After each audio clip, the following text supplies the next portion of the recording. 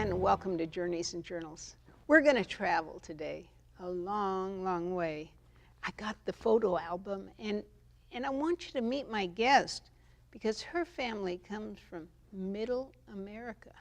I think this is a story we all want to learn. Hello. Hello. You are? I'm Lassie Smith. Lassie, we've got a nice mountain in the area named Mount Lassen. How do you happen to be Lassie?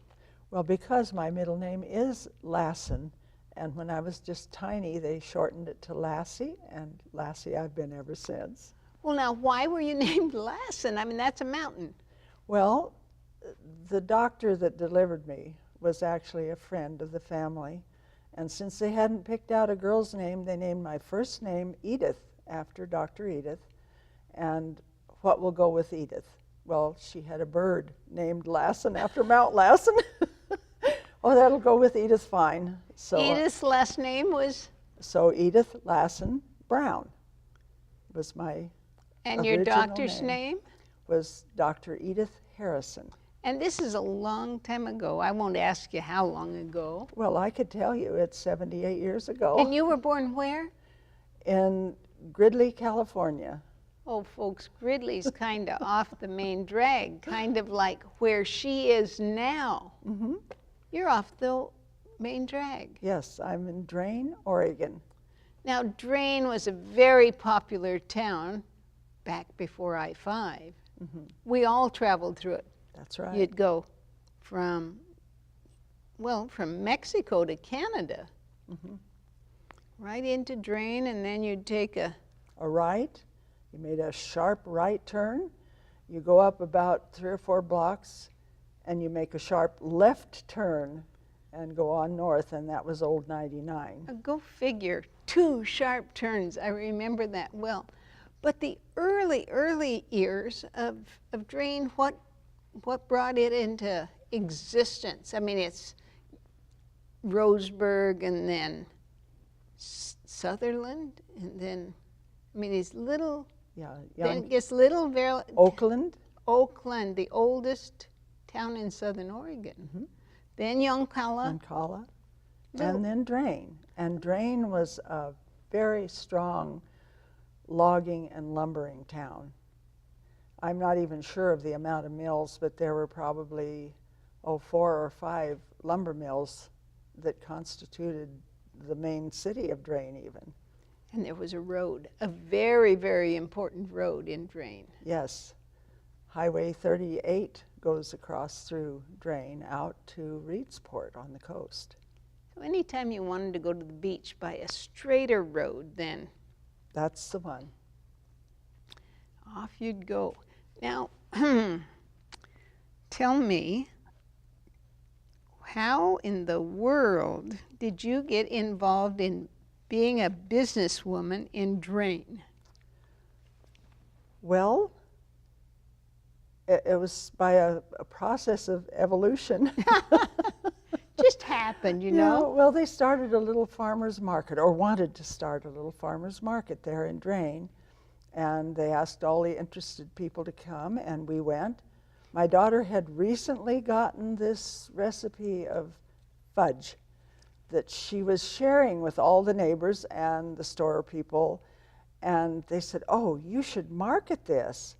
So when the opportunity came to have a part in this Drain Farmers Market, we thought, well, that was the perfect time to start selling her fudge, to put it on the market. Well, now she has chocolate and dark chocolate and peanut butter and... Oh, yes, there's...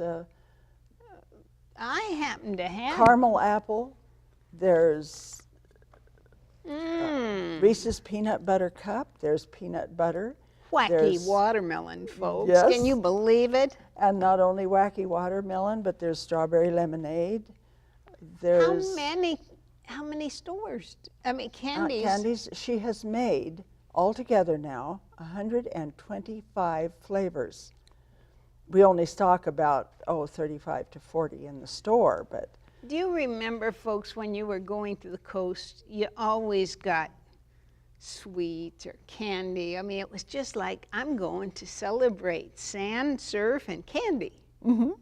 Over in Coos Bay, or Marshfield it was called then, they had a wonderful candy store. I never eat those little jellied hats, but what I'm flashed right back to the Weavers in Marshfield. You know, it's a wonderful place. Do you get to the beach very often? Not as often as I used to, because our candy store keeps us so busy. Tammy's Fabulous Fudge is just But my second home. Tammy was recently over there. Yes, I maintain the store while she's gone to the various shows that she's been participating in. Now, when you say shows, you're talking about something like an art festival, the wood carving contest there at Reedsport. Mm-hmm. What happens at wood carving contests? Oh, these different wood chainsaw artists carve all different, amazing figures from just from logs. And in fact, we have 2 bears sitting on our counter that came from that. They're adorable figures. At any rate, she goes to shows like that, and I usually stay by the store, but she makes all the fudge. That's where I met Mom. She was holding down the fort while her daughter was off in Eugene.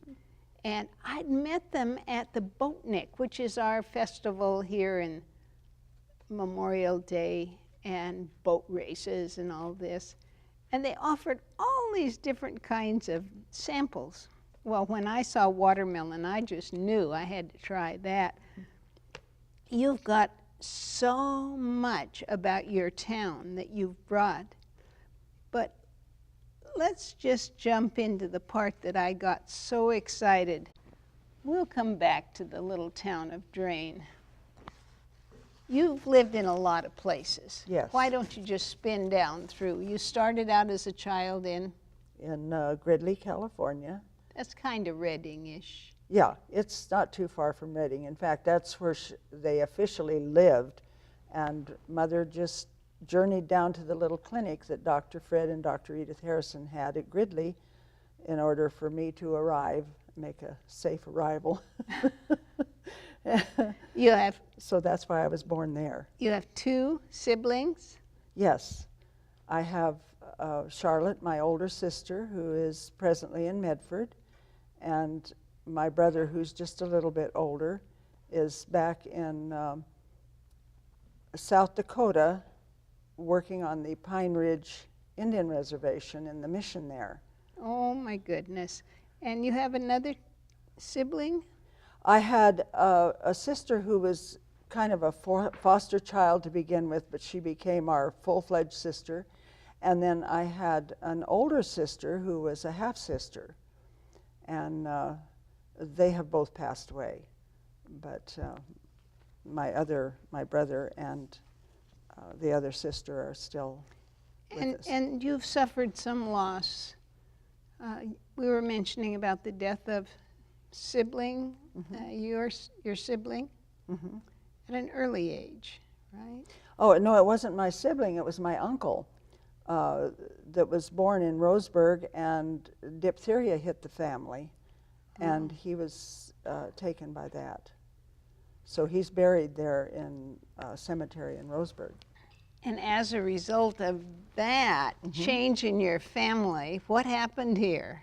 Well, this is my mother, and her name is? Her name is Mary, was at that time, of course, her maiden name, Mary Wilson, and her sister, Gladys Wilson, my grandmother, Rosalie Dean Wilson, and my uncle, Provitt Wilson.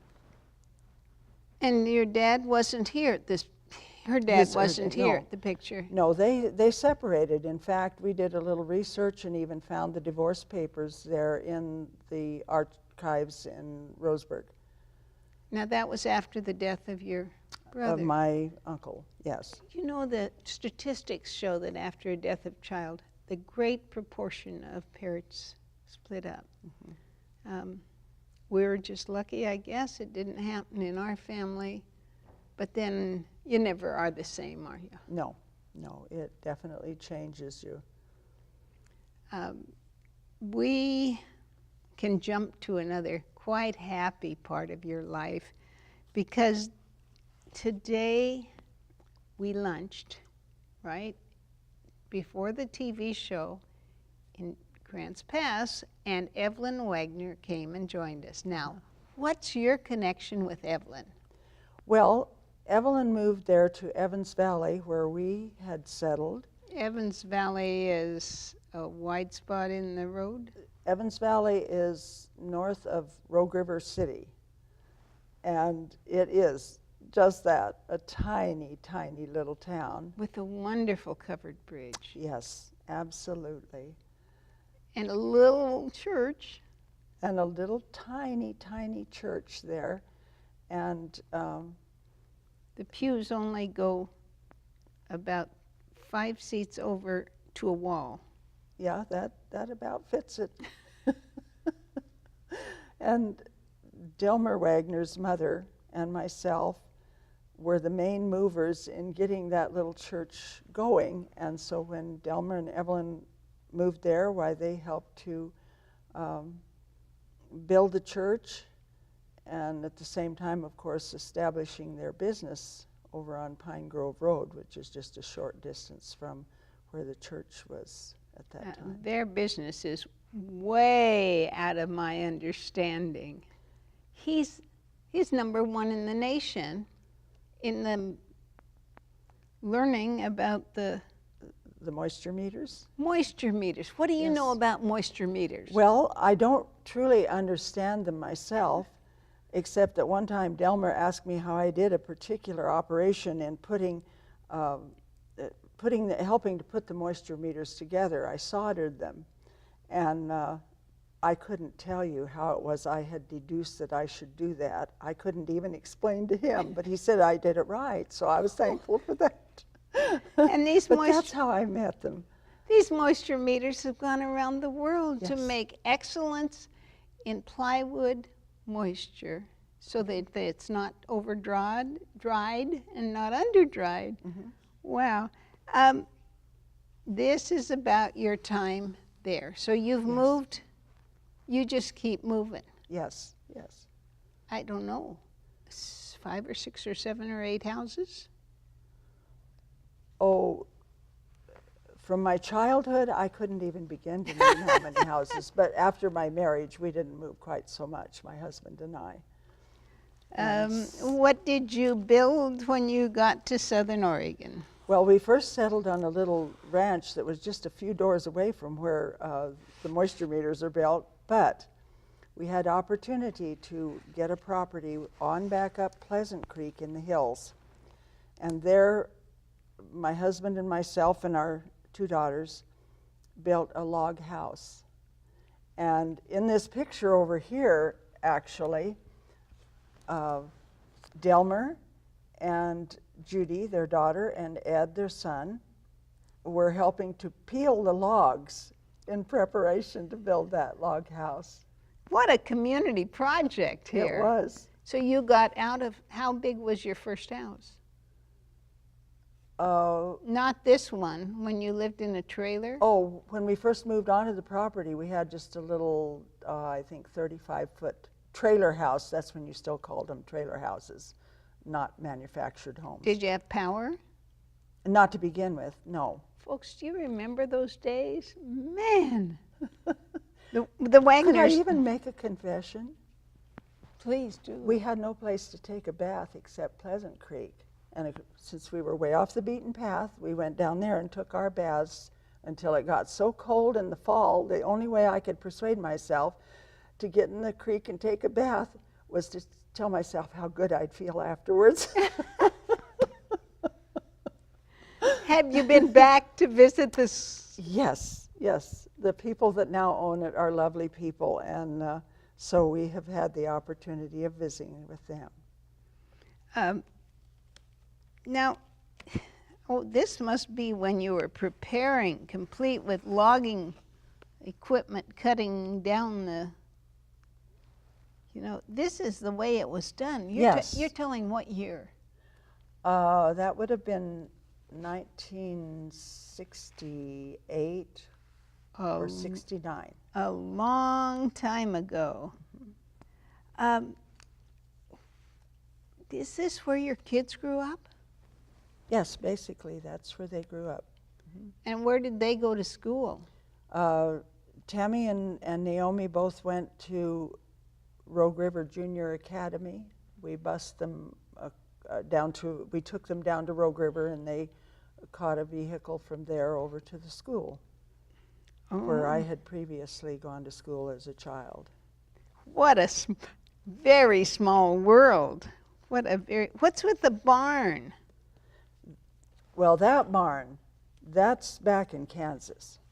Oh, That's an old tobacco barn where my husband was born. in the barn? Not in the barn, but in that vicinity.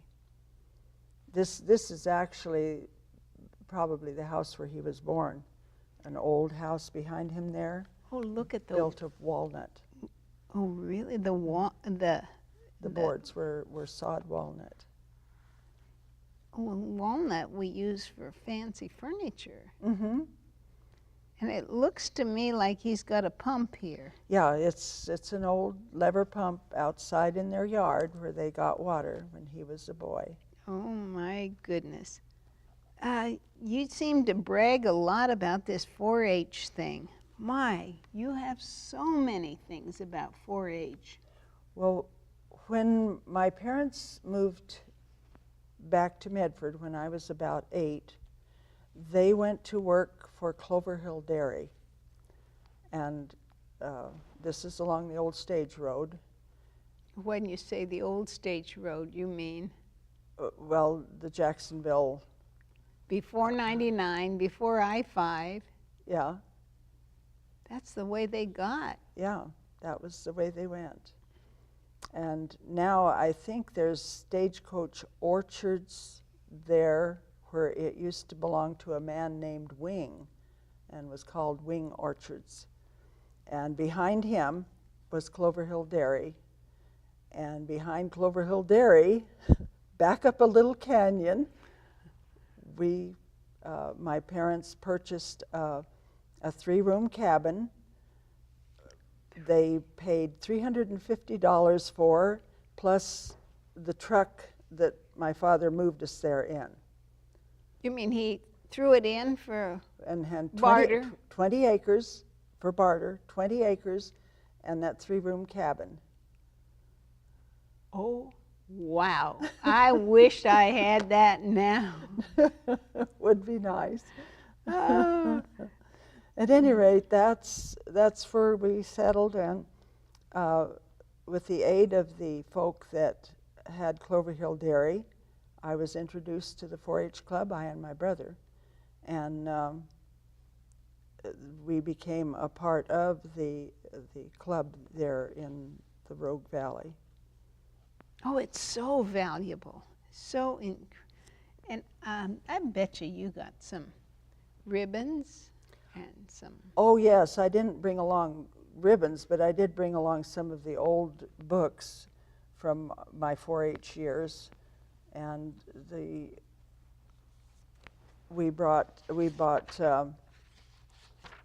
I had a calf, and then we were encouraged to keep a record book. This is just a book telling how to care for your animal and how to prepare it for show and that sort of thing, and how to lead it and feed it and all of the things you needed to do in order to take it to the fair and show it. You youngsters are being trained. Yes, that's right. And it's valuable, very valuable training. It's helped me a great deal in life, not just in learning how to care for cattle, but also in dealing with other people. Yeah, because you have record books here. That's right. Year after year. Mm-hmm. You were 13, you were 11, you were 9 years old here. Yes, they let me join a little bit younger than normally they do, and probably partly because my parents worked for the dairy, and the people that owned the dairy, Chuck and Gladys Smith, their two children, Carol and Chuck, were part of the 4-H club, and so they encouraged us to go right along with them. Well, here in your album, I just looked in here, and here is a 3-cent envelope to mail this beautiful picture to you. My mother sent me that because she wanted me to know about this calf that was born to this cow here, and her name was Greta Lou. She arrived on June 12th at 3 p.m. Her background was her parentage, Clover Hill Pats Greta and Coronation Damascus. And so that was quite an honor. And as you can see, she said for me to take care of it and keep it for her. And so I still have this announcement of the calf that was born to this cow here. And that's my mother standing behind the cow. And you can see a little bit of the Clover Hill Dairy buildings there in the background. So you can write a story about all kinds of places. What's your favorite? I have a feeling you're going to tell me Drano. Drain is your favorite. I think of all the places I have lived, Drain as a town probably is, because we really didn't live in town very much. And I wasn't sure when I moved into Drain how I would like living in a town. Well, you're in downtown, aren't you? Just right in the middle of town, and I just love it there. The people are so friendly and nice. I just have really appreciated living there. Well, I was pretty impressed with Drain. I mean, I drive by it. Mm-hmm. I've been to Yoncalla. Now, that's a town quite full of history, but both towns have a history of the Applegates, don't they? Yes, they do. Mm-hmm. So one of the Applegate brothers bought your town? At one time, I believe so.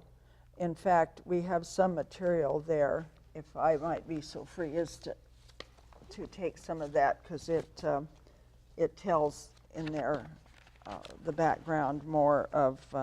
We're talking 1850? Yeah, it's these construction. Oh, that's about the Charles and Anna Drain house. Well, they must have been very rich. You know, well, he bought the town of Drain. Ooh, covered bridge. Yeah, it was sold to this. The claim was originally made by Warren Goodell, and he had 320 acres as a donation land grant from the U.S. government. And then he sold this to Jesse Applegate, and of course that was a part of the Oregon Trail in 1858. So you're right along History Lane. Absolutely, absolutely. And this is the way it was. Mm-hmm. Oof. Now, did you ever drive across this bridge? No, you can't drive across it anymore. You have to walk. It's been placed, it's situated now behind the Civic Center and the library there in Drain, but I have walked across it many times and enjoyed it so much. History. Mm-hmm. It is, truly. And I live on the same street as the castle, they call it. I'm going to learn more about the castle. Won't you come back and tell me more stories? Oh, I'd love to. Oh, my. I am so glad that you came all the way from Southern Oregon to share these stories with me. And your log house, wow. Did you ever envision yourself living in a log house? No. No. Nor in a trailer house? No.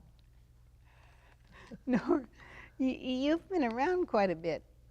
Yes, yes. My parents moved a lot, and so we were part of a lot of different places, and it's exciting, really. Yeah, but why were you moving so much? Well, my father was not a young man when he and my mother married, and he didn't expect a family to support. And in those years, jobs were not all that easy to find, like now. And so he would get a job, and if it ran out, then they would move somewhere else to find another one. Do you remember packing up? Oh, yes. Packing up and moving on. Yeah. You know, I want you to come back and do some more telling of these stories, because living in the same house for most of my life, you know, this is really different. And I've never seen such a mansion as this in Drain. Yeah, it's beautiful. It's on the same street I live on. I live on the north end of Main Street, even though it is not the main street of town. And this mansion is down at the other end by the high school. Charles and Anna Drain. And they must have come in very early times. These are old homes. Yes. Yes, they came in, let me find that here. 18 and 50, my Yeah, history it was buffs told me. In the 1850s is when they settled there, and Charles bought the town site, and then in 1872 he sold 60 acres to the Oregon and California Railroad for $1. Oh my, he was anxious to get the railroad through there. Obviously. Thank you so much for coming and sharing your stories with me. I look forward to learning a little more next time. Thank you. I'm Bernie Martin Beck, and it's my privilege to explore. Well, I found out my guest even has Washington history, California history, Oregon history, and her family history goes back to North Indian Reservation. Yes. In Nebraska. Herman, Nebraska. And that is part of your family? Yes, that's my father was born there. Because? They settled there. They were some of the early settlers, and they built a sod house there on the plains. Oh my goodness. Tell me more, tell me more. I'm Bernie Martin Beck saying thanks so much for tuning in.